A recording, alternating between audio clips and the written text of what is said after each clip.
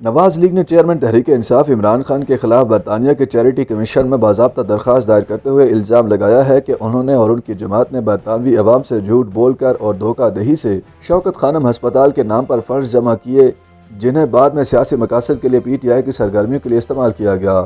مسلم league نون برطانیہ کے صدر چودھری انصر محمود نے چیریٹی کمیشن کے چیئرمین کو تحریری طور پر بتایا ہے کہ وہ بطور برطانوی شہری اس انکشاف پر شدید تشویش اور تذبذب کا شکار ہیں کہ خیرات کے نام پر جمع ہونے والا پیسہ عمران خان نے سیاسی مقاصد کے لیے استعمال کیا۔ اپنے اس موقف کے حق میں نون لیگی عہدیدار نے فارن فنڈنگ کیس میں الیکشن کمیشن آف پاکستان کے حالیہ فیصلے کا حوالہ دیا ہے، جس میں صاف الفاظ میں بتایا گیا ہے کہ تحریک انصاف نے ممنوعہ فنڈنگ وصول کی اور چیریٹی کے نام پر اکٹھا ہونے والا پیسہ سیاسی مقاصد کے لیے استعمال کیا۔ درخواست کے مطابق الیکشن کمیشن کا فارن فنڈنگ کیس میں دیا جانے والا فیصلہ وٹن کرکٹ لمیٹڈ اور عمران خان کی سیاسی جماعت پی ٹی آئی کے درمیان تعلق کی واضح نشاندہی کرتا ہے۔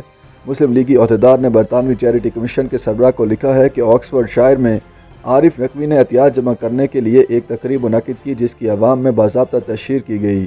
درخواست میں کہا گیا ہے کہ 2000 سے 2500 پاؤنڈ میں ٹکٹ فروخت کیے گئے۔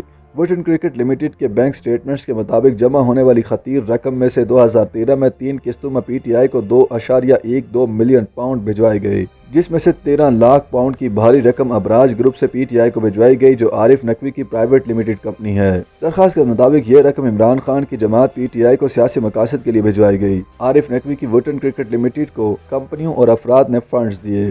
چودھری انصر محمود نے اپنی درخواست میں کہا ہے کہ ہمارے خیال میں ابراج گروپ اور ان کے سربراہ عارف نقوی جو فراڈ کے مقدمے کا سامنا کر رہے ہیں، انہوں نے ایک سیاسی جماعت کی مدد کے لیے ان تمام فنڈز کا بندوبست کیا، جبکہ عوام سے یہ کہا گیا تھا کہ یہ عطیات غریب اور کمزور ترین طبقات پر خرچ ہوں گے۔ مسلم لیگ نون برطانیہ کی لیگل ونگ کا موقف ہے کہ Wootton cricket limited island میں رجسٹرڈ ہے۔ عارف نقوی کو اپریل 2019 میں برطانیہ میں گرفتار کیا گیا اور انہیں ریکارڈ 15 ملین پاؤنڈ دے کر لندن کے عدالت سے ضمانت ملی اور اس وقت وہ گھر پر نظر بند ہیں۔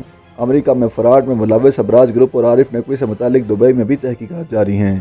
یہ الزام کسی اور نے نہیں بلکہ ابراج کے سرمایہ کاروں نے عائد کیے ہیں۔ عارف نقوی نے ہیلتھ کیئر فنڈ میں $203 ملین کی خود بردبی کی۔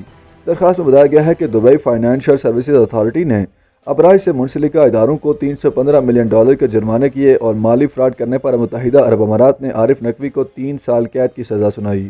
دبئی فائنینشل سروسز اتھارٹی نے ذاتی طور پر عارف نقوی کو ذمہ دار ٹھہرایا۔ درخواست کے ساتھ الیکشن کمیشن آف پاکستان کے فیصلے کی نقول بھی برطانوی چیریٹی کمیشن کے چیئرمین کو بھجوائی گئی ہیں اور عمران خان اور ان کی جماعت کے خلاف برطانوی عوام کو ماموں بنانے اور دھوکہ دہی سے چیریٹی کے نام پر فنڈز وصول کر کے سیاسی سرگرمیوں میں استعمال کرنے پر کارروائی کا مطالبہ کیا گیا ہے۔